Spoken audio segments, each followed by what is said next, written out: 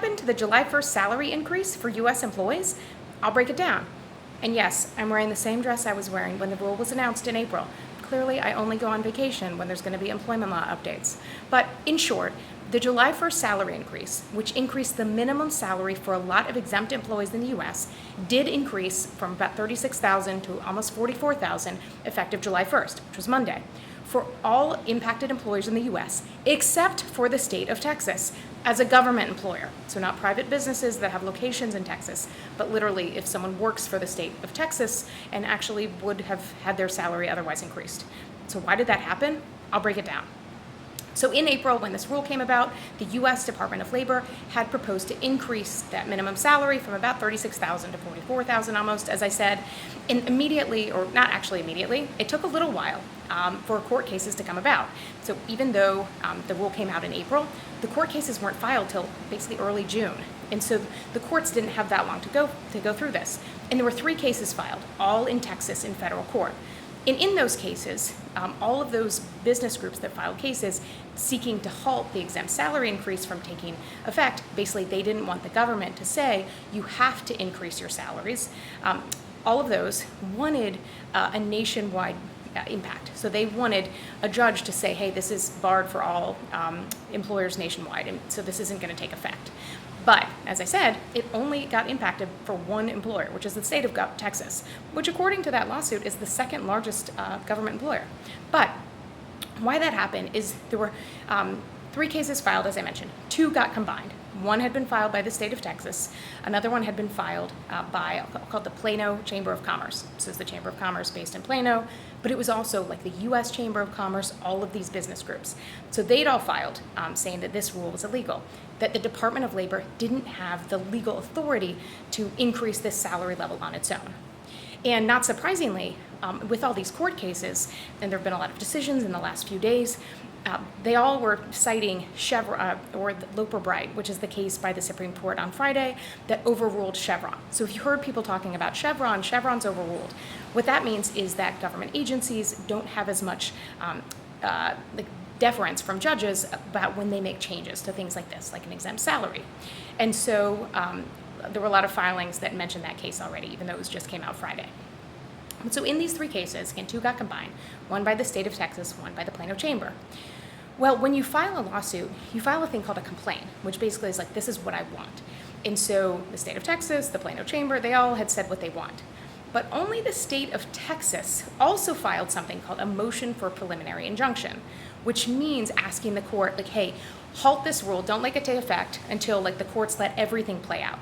And so that's what like the state of Texas asked for and got, which was a ruling on Friday night that said, and the judge ultimately said this is likely going to be illegal. So this Texas judge, Judge Sean Jordan, had said ultimately, I think it's likely to find that the Department of Labor did not have the authority to increase the salary, but he said in this opinion, the state of Texas has shown that they would be impacted by this rule taking effect, but they haven't shown enough that this is going to harm other employers. So I'm not going to grant a nationwide injunction.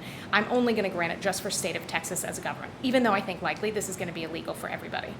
And so also then, like this case had been combined with the Plano Chamber, the U.S. Chamber of Commerce, all these business groups, and in a footnote, the judge said, well, those groups didn't file a preliminary injunction, so they hadn't asked for like a temporary halt. So if you don't ask, you're not going to get it. That's basically what they said. And from a legal perspective, like I'm trying not to get too nerdy on this, but I was shocked that those groups did not file a motion for preliminary injunction. And I certainly don't know any of those lawyers, but I don't know if they were assuming that when those cases got combined, that they thought the judge would just look at everybody. But overall, even though this judge said, I think this rule is likely going to be illegal, I'm only going to halt it for the state of Texas, like not everybody. So on Friday night, this decision came out. But a lot of these like HR, payroll, finance teams, sorry, it's really hot here, were like preparing for this increase on Monday, and they're like, what do we do? But there was still one other case, which I mentioned, which is Flint Avenue LLC versus the Department of Labor. So this was an interesting one because this is a 7-employee marketing agency in Texas. And so already it's kind of unusual that they would be filing a claim, and they also were seeking a nationwide injunction to stop the salary increase from taking effect. And in that case, that one took a very unusual turn. And I think I've made videos about this, but in that one, they said, we have 7 employees. They're all classified as an exempt. Personally, as an employment lawyer, I would not want to file something saying all of my employees were exempt, but because it can be hard to meet that test. But after they said one of our employees will be impacted by this July 1st increase because the salary increase is 2 phases. So this is the increase to $44,000, and then in January the salary exempt salary minimum is scheduled to go up to almost $59,000. So a huge jump. And so they're like, of our employees, only one is impacted by this July 1st, but still, we need this injunction because it's going to harm us.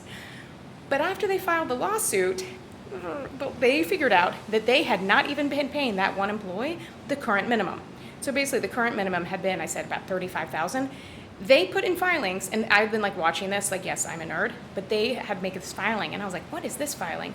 They had to admit that they had been paying this employee $31,200 a year and not paying overtime, any of those things, tracking hours.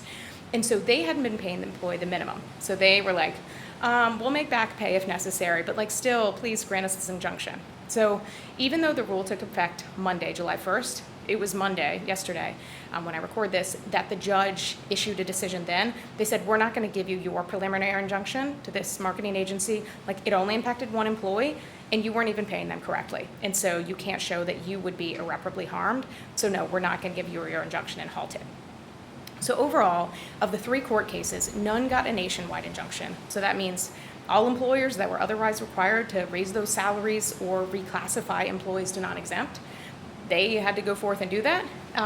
But what happens now is there's still legal challenges. And as I said, this Texas judge is like, ultimately it's going to be found illegal. But it's kind of like a, I don't know, chicken and the egg of ultimately if a court is like, no, the Department of Labor didn't have the authority to raise salaries to $44,000, but a lot of businesses had raised those salaries to $44,000, like what do? Go back to $36,000? Like, I certainly don't have the answer to that. But it's possible that after the fact, a court is going to say, that July 1st increase wasn't even possible. But so for those businesses that are looking to that increase in January, or those employees that are like, am I going to get a pay increase in January? Again, it's always up to that employer about what you do. Increase the salary level or reclassify as non-exempt, meaning someone becomes hourly, eligible for overtime. So no, I can't advise on what's going to happen to anybody. But overall, this one has taken some super weird twists and turns, and honestly, decisions by the lawyers, like Flint Avenue LLC, filing a lawsuit when they weren't paying the employee the required amount, or the Plano Chamber cases when they didn't file for a preliminary injunction, like, to me, just like very unusual. So that's what happened with the exempt salary cases. So those that are still watching this video, I applaud you. And the non-compete ban is still out. And so tomorrow, when I record this, July 3rd, is expected the first decision, which is in a Texas case. The judge has said that they will issue their decision on a preliminary injunction then.